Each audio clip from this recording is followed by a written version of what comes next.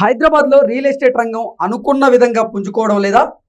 భూముల ధరలు పెరగడం వల్లే హైదరాబాద్లో రియల్ ఎస్టేట్ రంగం డౌన్ అయిందా అంటే అవుననే సమాధానం ఇస్తున్నారు కొంతమంది రియల్ ఎస్టేట్ ఎక్స్పర్ట్. ఈ నేపథ్యంలోనే అసలు హైదరాబాద్లో రియల్ ఎస్టేట్ రంగం డౌన్ అవ్వడానికి గల కారణం ఏంటనేది ప్రధానంగా మనం విశ్లేషణ చేసుకుందాం. ప్రస్తుతం మనతో పాటున్నారు రియల్ ఎస్టేట్ రంగంలో 30 సంవత్సరాలకు పైగా సుదీర్ఘమైనటువంటి అనుభవం కలిగిన ప్రముఖ real estate expert Nandi Rameshwar Rao గారు. వారితో మాట్లాడదాం. రామేశ్వరరావు గారు నమస్తే అండి. నమస్తే. హైదరాబాద్లో రియల్ ఎస్టేట్ రంగం అనుకున్న విధంగా పుంజుకోవడం లేదా?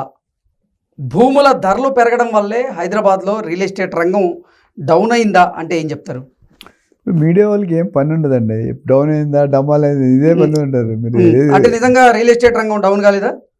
డౌన్ కాలేదంటే డమాల్ అనేది వేరు, డౌన్ వేరు అండి. డౌన్ అయిందా కాలేదా? కొద్దిగా డెఫినెట్గా అయింది. అవ్వలేదని నేను చెప్పను, బట్ 100% అవ్వలేదు, కొంత శాతం వరకు అయింది. డౌన్ అయిన మాట వాస్తవా కదా? వాస్తవం, డెఫినెట్గా వాస్తవం. ఎందుకంటే సంక్రాంతి వచ్చినప్పుడు ఆనవాయితీగా ఇల్లు అల్లుకొని పిండి వంటలు వండుకుంటాం. ఎలక్షన్ కొత్తగా గవర్నమెంట్ మారినప్పుడు ఎలక్షన్ మూడు నెలల ముందు 3 నెలలు ఎలక్షన్ అయిపోయి 1 year దాటింది. 1 year అయినా కొత్త సీఎం వచ్చారు, కొత్తగా అర్థం చేసి తెలంగాణలో ప్రభుత్వం మార్పిడి జరిగి సంవత్సరం దాటింది. అంటే ఈ సంవత్సర కాలంలో అనుకున్న విధంగా రియల్ ఎస్టేట్ రంగం పుంజుకోకపోవడానికి కారణం ఏంటి? ప్రధానంగా భూముల ధరలు పెరగడం వల్లే హైదరాబాద్ వరకు రియల్ ఎస్టేట్ రంగంలో డౌన్ అయిందా అంటే ఏం చెప్తారు? నేను ఇందులో మీతో పాటు 100% ఏకీభవించాను. ఎందుకంటే లాస్ట్ 1.5 year రేట్లు పెరగలేదు. వాస్తవం అది. రేట్లు ఎక్కడ పెరగలేదు, కానీ రేట్లు తగ్గలేదు. మీరు అడగాల్సిన రేట్లు తగ్గలేదు. ఎందుకు లాస్ట్ 1.5 year రేట్లు ఎందుకు పెరగలేదు? ఎందుకంటే మార్కెట్ కోకపేట ఎంత అమ్మింది? కేసీఆర్ గారు తర్వాత అవ్వలేదు. మీరు లాస్ట్ 1.5 year అన్నారు. అవును, లాస్ట్ ఇప్పుడు ప్రభుత్వ మార్పిడి జరిగి 17 months అయింది. 16 months.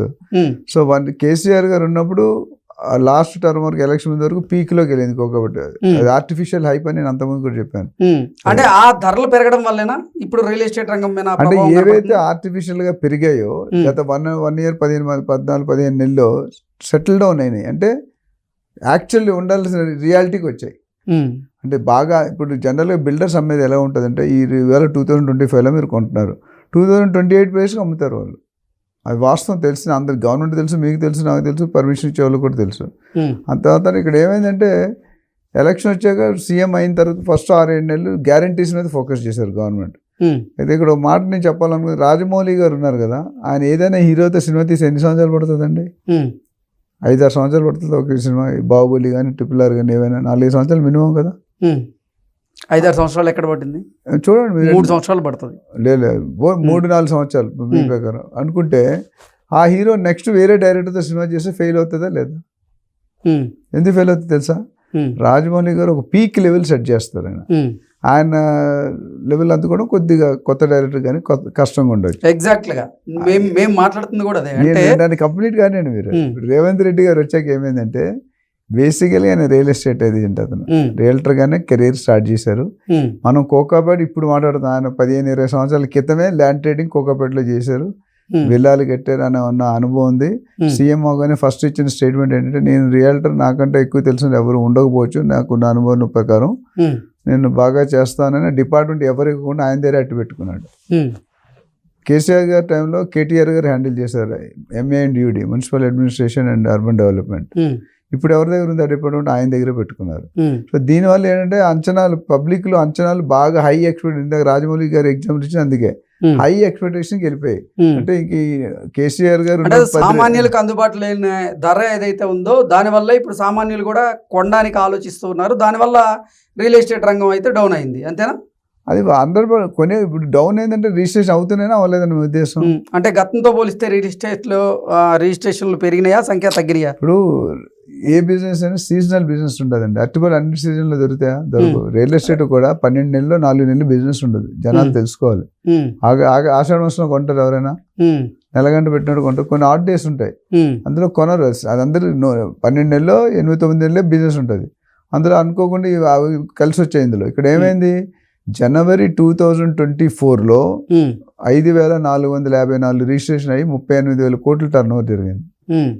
అదే జనవరి 2025లో 5,444 రిజిస్ట్రేషన్ జరిగింది, కానీ వాల్యూ 45,000 కోట్లు జరిగింది. మరి బిజినెస్ అయితే ఇన్ని కోట్లు ఎక్కడ వస్తున్నాయి? So there is a slip between the cup and the lip. మీరు పబ్లిక్ అనేది ఎన్నైనా మీడియా అని పబ్లిక్ అని ఎన్నైనా మాట్లాడవచ్చు. నా ఒపీనియన్ నా ఇష్టం, ఐ సిటిజన్ ఆఫ్ ఇండియా, ఆ ఒపీనియన్ నేను తెలుసు. అది కరెక్టా లేదని ఎవరు వ్యాలిడేట్ చేస్తున్నారు? మీరు ఎలా చెక్ చేసుకుంటారు డమాల్ అయిపోయింది పడిపోయిందని? అనలిస్ట్గా మేము ఏం చేస్తామంటే ఎవ్రీ వీక్ నుండి అప్డేట్ తెప్పించుకుంటాం. ఇప్పుడు ఒక ఎక్కడి నుంచి వస్తుంది అప్డేట్? సబ్ రిజిస్టర్ ఆఫీస్ దగ్గర ఎన్ని రిజిస్టర్ వాళ్ళ దగ్గర లెక్క ఉంటుంది. క్రెడా ఏం చెప్తుంది?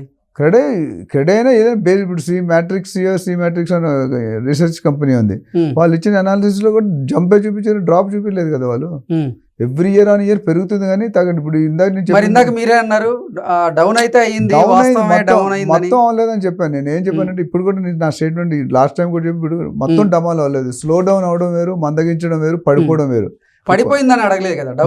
అర్థం ఏంటి? మొత్తం పడిపోయిందనే కదా అర్థం. మీరు డమాలని ఎక్కడ చెప్పలేదు. మన ఫస్ట్ లో మీరు అడిగింది అదే అడిగాను నన్ను. నేను చూపిస్తా డౌన్ అయిందా అని అడిగాను. అదే డౌన్ అయిందంటే కొంతవరకు డౌన్ అయింది, అంత వాస్తవం అది.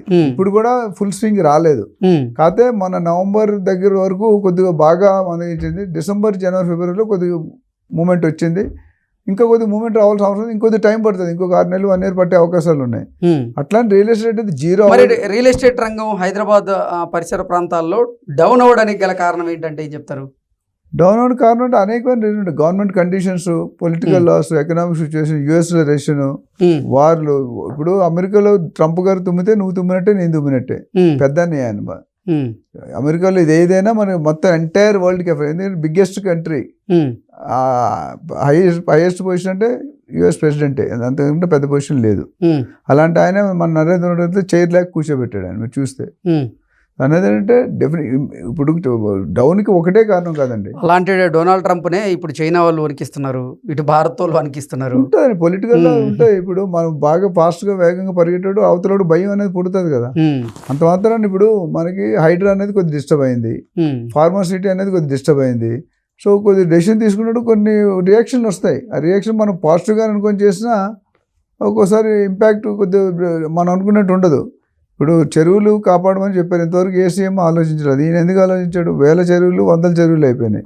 ఇప్పుడు ఈ యాక్షన్ తీసుకోకపోతే మేబీ కొన్ని రోజులు, ఇంకో 10 సంవత్సరాలు 20 చెరువులే ఉండవు. చెరువులు పెట్టింది 1920, ఆ టైంలో మోక్షగుండ విశ్వేశ్వర ఉన్నప్పుడు నిండే పెట్టారు. ఈ 111 జీవో, FTL బఫర్ అప్పుడే ఉంది. సో దీనివల్ల ఏమవుతుందంటే ఆ డెసిషన్ వల్ల కొద్ది పబ్లిక్ ఈజ్ లైట్లీ డిస్టర్బ్డ్. ఒకసారి గవర్నమెంట్ ఫుల్ క్లారిటీ వచ్చింది అనుకోండి, real estate next 10 years in Hyderabad is going to rock. ఇప్పుడు ఈ 6 నెలలు 1 year అనేది టెంపరీ ఫేజ్. ఓకే, మళ్ళీ పికప్ అయ్యే సూచనలు పుష్కలంగా కనిపిస్తున్నాయి. డెఫినెట్గా ఎవరైనా ఇన్వెస్ట్ చేయాలనుకుంటే హైదరాబాద్లో కానీ హైదరాబాద్ పరిసర ప్రాంతాల్లో కానీ ఇప్పుడు రియల్ ఎస్టేట్ పుంజుకోవడానికి ఎంత టైం పడుతుంది అంటే ఏం చెప్తారు? నాకు తెలిసి ఇంకో 6 నెలలు 1 year అనుకుంటున్నాను. ఎందుకంటే ఇప్పుడు ఆల్రెడీ యాక్టివిటీ స్టార్ట్ అయినాయి, మొత్తం ఫుల్ స్వింగ్లో రాలేదు. దసరా కొద్దిగా డెఫినెట్గా కొద్దిగా చేంజ్ ఉంటుంది దసరా వరకు.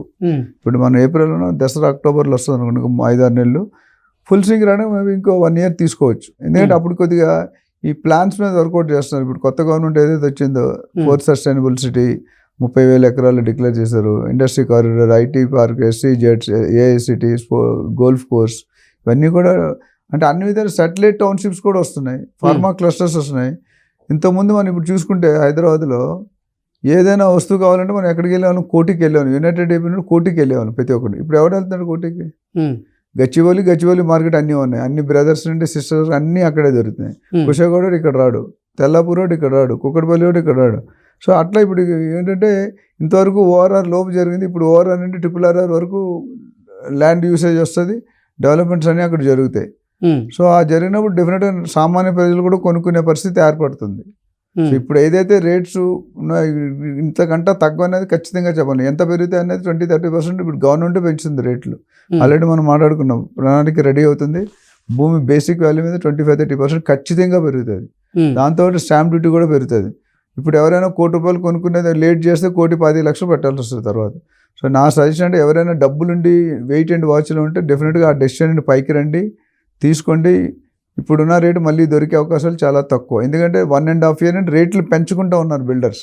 ఇప్పుడు కొనుక్కునేవాడికి నీకు 1.5 year ఓల్డ్ ప్రైస్ వస్తుంది. ఇంకో 3 నెలలు 2 నెలలు అయితే ఈ ప్రైస్ వచ్చే అవకాశాలు 100% లేవు.